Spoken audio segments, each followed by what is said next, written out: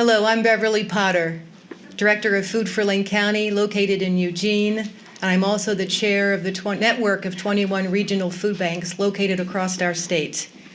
Today, here in Salem, the network of 21 regional food banks is gathering at the Capitol to talk to our elected officials, to talk about the increasing rate of hunger in our state, and to ask for needed funding to help us distribute 90 million pounds of food across our state. For many, the need for food assistance has become a chronic problem. Low wages, fixed incomes, and the high cost of housing contributes to the struggle for many to make ends meet each month.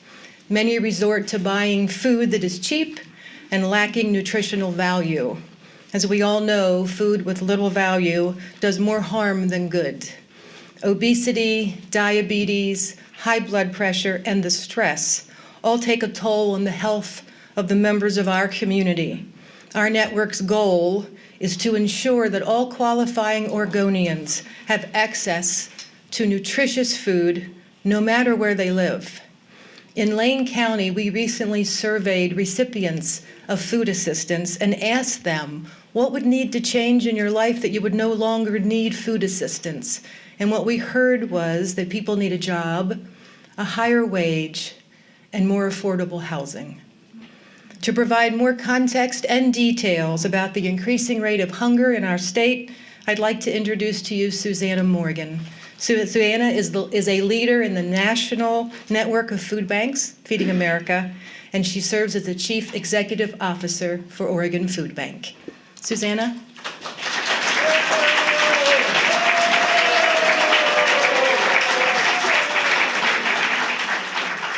Good morning, everybody. Good morning. Liz spent her entire adult life in poverty until she decided to go back to school. Working full-time, she enrolled in Portland State University, but because of her school schedule, she was laid off from her job. In order to complete her degree, she relied upon the food pantry at PSU to get her through. She completed her degree, she went on to get a master's degree, and she checked in with us recently, and she is now a fully qualified and practicing immigration rights lawyer in San Francisco.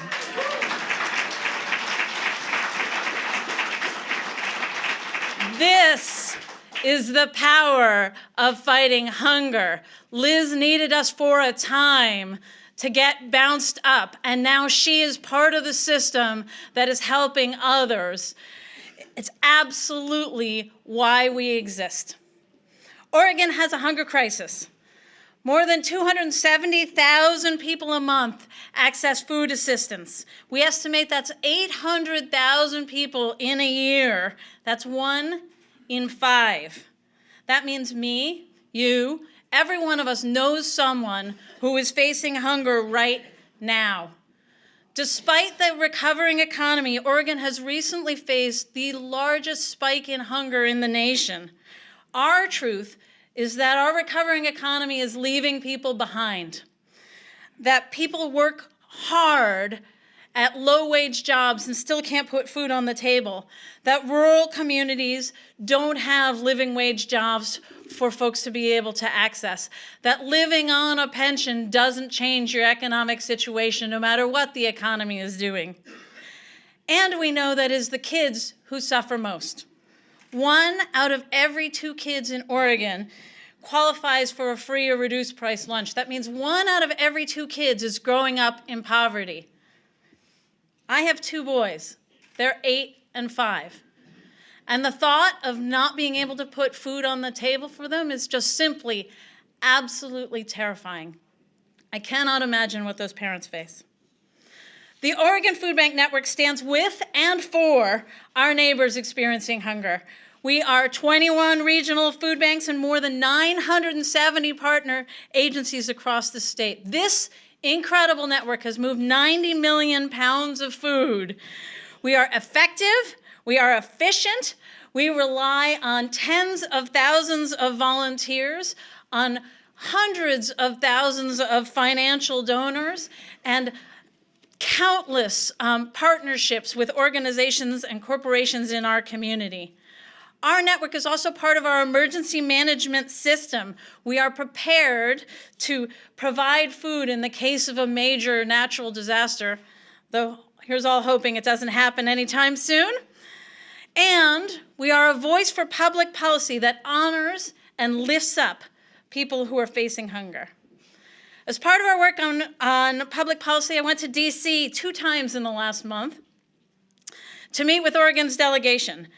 And first, I just want to say that we should be justly proud of the women and men who are representing Oregon for us in DC. They are, to a person, dedicated, hardworking public servants.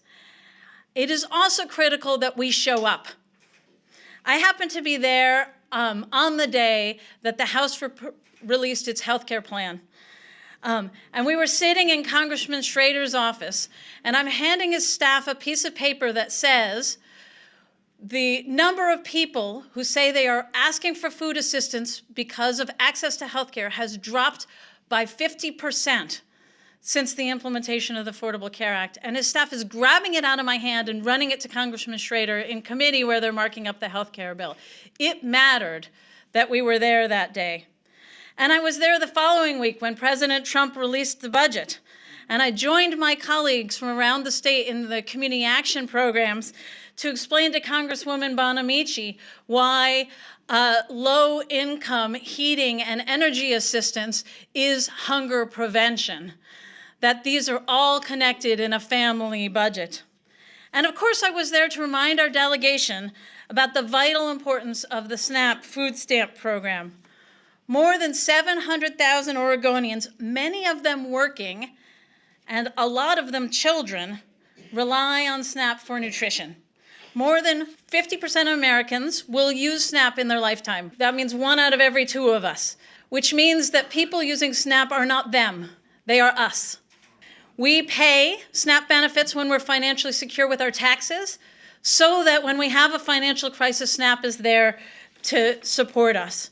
Our network anticipates that later this year, and certainly by next year, Congress will attempt to roll back SNAP. We know the Farm Bill, which is the authorizing legislation for SNAP, is scheduled to come up in 2018. We anticipate that proposals to cut benefits will come again. We anticipate that proposals to block grant SNAP will come again. Under a proposed block grant system, each state gets a specific amount of money to be able to serve SNAP recipients, which means that when the economy goes into trouble, like it did in 2008, 2009, there won't be more money to serve more people who need that assistance. We would have had probably close to 200,000 people not be able to feed their families had we not had SNAP in its current form during the Great Recession.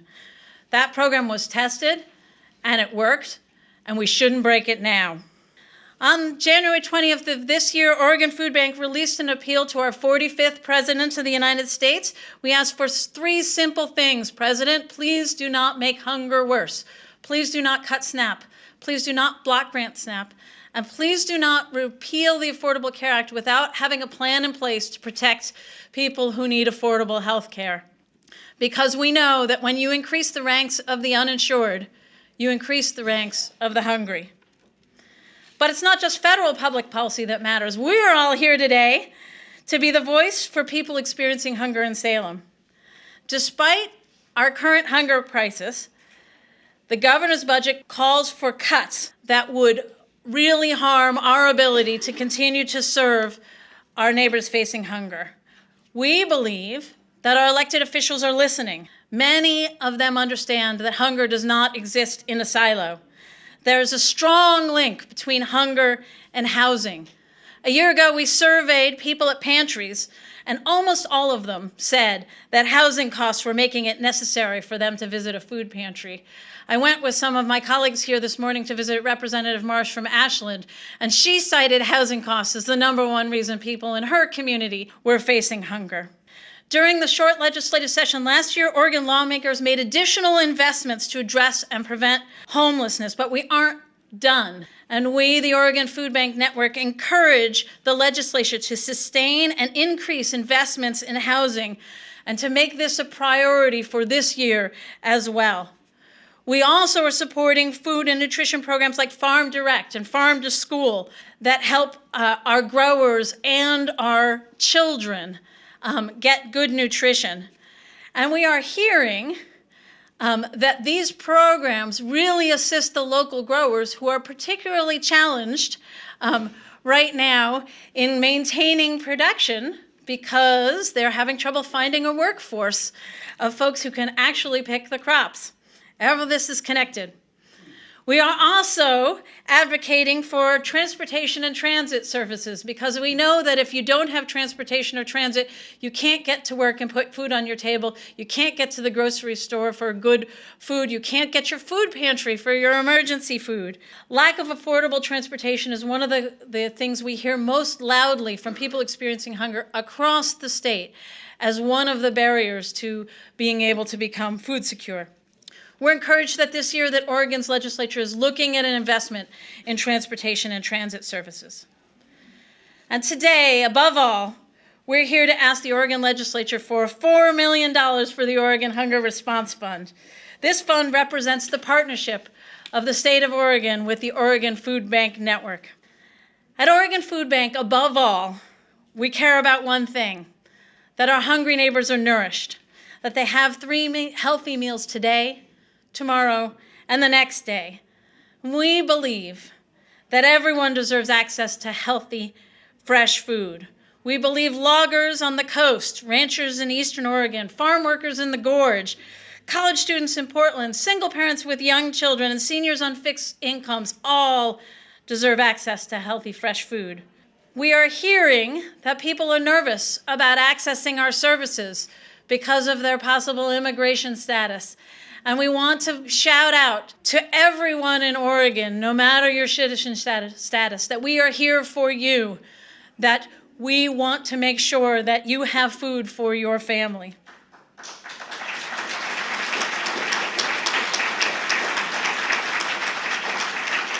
So we believe that everyone deserves healthy, fresh food. We believe that communities thrive when people are nourished, that food is a cornerstone to health, educational outcomes, and economic progress.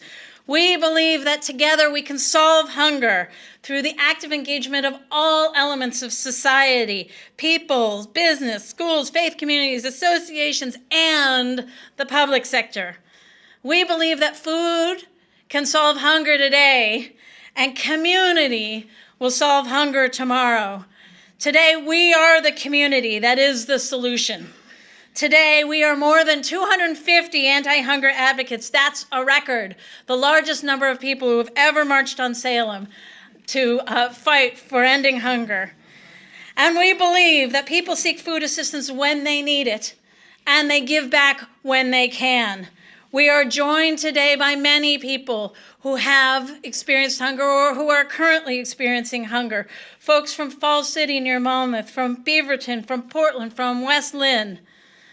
And most of all, we believe that no one should be hungry. Thank you for demonstrating that belief by coming today. And together, we will make Oregon the first hunger-free state.